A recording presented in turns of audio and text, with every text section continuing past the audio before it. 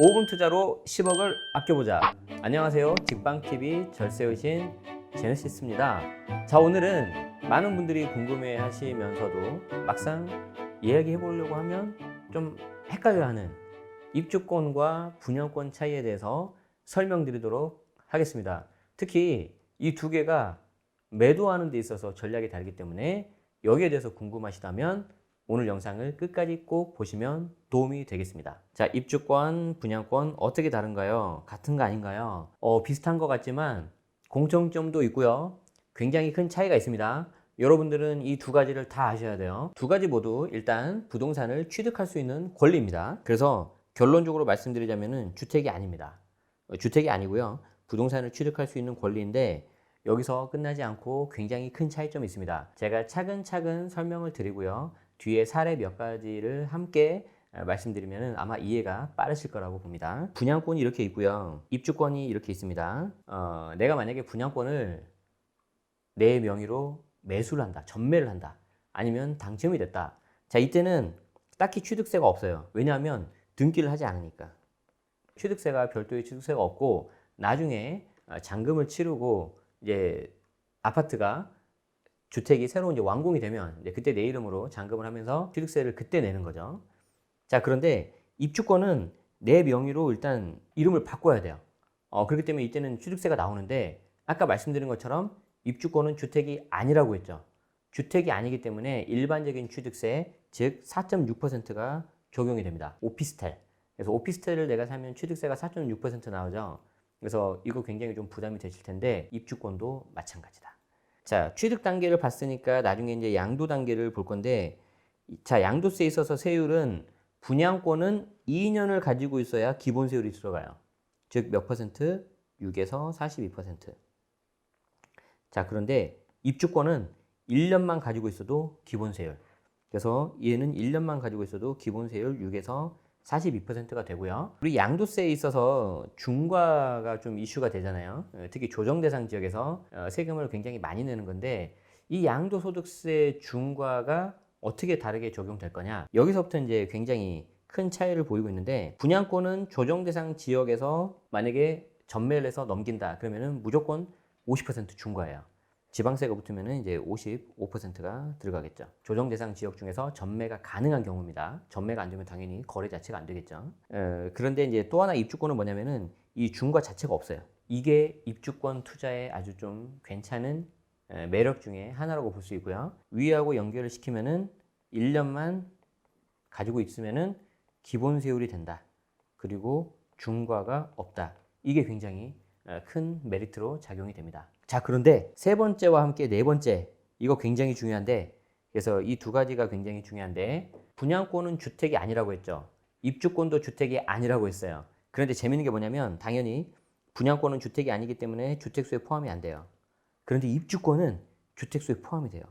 이게 아주 큰 차이가 벌어지는 케이스입니다. 취득 단계에서부터 양도 이렇게 쭉 한번 봤는데 일단 두 개의 차이는 좀 아시겠죠? 그런데 막상 이걸 나한테 좀 적용하려면 좀 어렵단 말이에요. 그래서 좀 몇 가지 사례를 제가 보여드리도록 하겠습니다. 자, 분양권에서 여러분들이 아셔야 되는 게 뭐냐면 세율인데 이 세율은 보유기간에 따라 달라요. 자, 예를 들어 볼게요. 내가 만약에 분양권을 취득했다. 그리고 이걸 나중에 이제 등기를 한다. 그럼 이때부터 이제 주택이 되는 거죠. 자, 그리고 나중에 이 주택을 매도하는 경우에 자, 분양권 상태는 여기 1번이에요. 여기 1번. 그리고 주택 상태는 여기 2번이고 그러면 제가 분양권 상태에서 얼마를 가지고 있어야 기본 세율이 된다고 그랬죠? 2년이라고 했어요. 2년. 이 1번에서 2년을 더 보유를 해야지 분양권 상태 기본 세율이 되는 거고요. 자, 주택의 경우에는 여기서부터 주택이 되잖아요. 여기서는 주택 같은 경우에는 1년이 넘어야 이때부터 기본 세율이 들어간다. 그래서 보유기간에 따라서 세율이 서로 다르기 때문에 분양권 상태하고 주택 상태 이렇게 좀 구분하시면 되겠고요. 다음 사례를 또 볼게요. 자, 내가 만약에 등기를 해서 주택이 된다면 이때 처음에 등기하면서 한번 취득세를 내요. 근데 이 이후에 등기 후에 다시 공동명의로 전환한다면 취득세가 또 한 번 들어가요. 자, 그래서 불필요한 취득세를 내가 한 번 더 낼 수가 있고요. 만약에 배우자나 가족한테 한다 그러면은 대부분 어떤 걸로 하죠? 일반 매매가 아니라 증여로 한다. 그리고 이때 증여인 경우에는 또 취득세율이 무려 4%가 나와요. 뭐 1%, 2%, 3%가 아니라는 거죠. 그렇기 때문에 이때 취득세율은 4%가 나오고 안 내도 내는 취득세가 나오기 때문에 가급적이면은 등기하기 전에 공동명의로 변경하시는 게 좋습니다. 이걸 잘 알아두시기 바랍니다. 분양권은 자기 자신을 팔 때는 조정대상 지역이면 50% 중과가 들어가요. 입주권은 중과가 없어요. 자, 그리고 분양권을 만약에 팔 때는 얘가 주택수에 포함되지 않기 때문에 만약에 분양권 말고 다른 주택을 팔 때는 분양권이 주택수에 들어간다 안 들어간다? 안 들어간다. 그렇기 때문에 다른 주택을 팔 때 분양권은 다른 녀석을 방해하진 않아요. 근데 분양권 자기 자신을 팔 때는 조정대상 지역이라면 중과가 들어간다는 거죠. 자, 그런데 반대로 입주권 어떻게 된다? 입주권 자기 자신을 팔 때는 중과가 안 들어가요. 설령 조정대상 지역이라고 하더라도. 그런데 다른 주택을 팔 때 입주권이 있으면 어떻게 된다? 그 입주권은 주택수에 들어간다. 자, 만약에 본인이 1주택이면서 1분양권을 갖고 있다고 해볼게요. 자, 주택수 몇 개죠? 1주택. 자, 만약에 둘 다 조정대상 지역이다. 어떻게 팔아야 돼요? 주택을 먼저 파는 게 낫겠죠. 왜냐하면 주택 팔아도 내가 비과세가 되니까. 자, 그리고 분양권은 경우에 따라서는 안 팔아야 될 수도 있어요. 왜? 분양권은 지금 상태에서 팔면은 조정대상 지역이기 때문에 양도세 중과가 들어가는 거고, 나중에 이거를 주택이 되고 나서 2년이 되고 나면 2년 보유 또는 거주를 한다면은 비과세가 되지만, 만약에 이 분양권이 서울에 있는 분양권이라고 한다면은 새 아파트이기 때문에 굳이 안 팔아도 되겠죠. 자, 반대로 이번 사례는 어떻게 될까요? 1주택이면서 1입주권인 경우. 자, 이때 주택수 몇 개예요? 2개죠. 그런데 사정상 이 1주택과 1입주권을 모두 팔아야 된다. 자, 뭐부터 팔아야 돼요? 둘 다 조정대상 지역. 만약에 주택을 먼저 팔면 어떻게 되죠?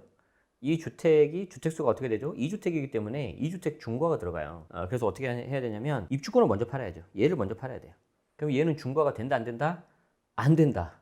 그리고 난 다음에 1주택 하나 남은 상태에서 얘를 팔면은 경우에 따라서는 비과세도 가능하다. 순서가 완전 달라요. 그렇기 때문에 특히 조심해야 된다. 자, 분양권은 본인은 중과가 돼요. 그런데 다른 거 팔 때는 방해 안 해요. 그러니까 얘는 자기 자신이 피해를 보고 다른 거 할 때는 발목을 안 잡는 놈이에요. 그런데 입주권은 완전 반대예요. 본인은 중과가 없어요. 그러니까 자기 자신을 팔 때는 괜찮아. 그런데 다른 거 팔 때는 얘가 발목을 잡을 수가 있어요. 그러니까 얘가 완전 반대죠, 지금. 그래서 장단점이 서로 다 뒤바뀌어져 있다.